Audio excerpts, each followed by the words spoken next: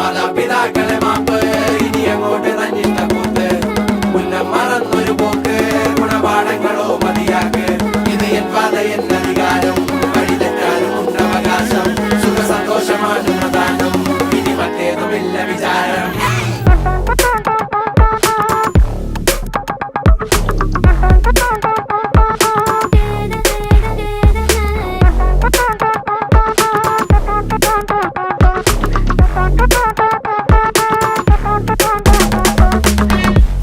ഇനി പുനരധിവാസം അടിമുടി ഒരു പുതിയ വിലാസം തനി നിറമിട്ട് തണിയണ നെഞ്ചെ കാട് തോന്യാസം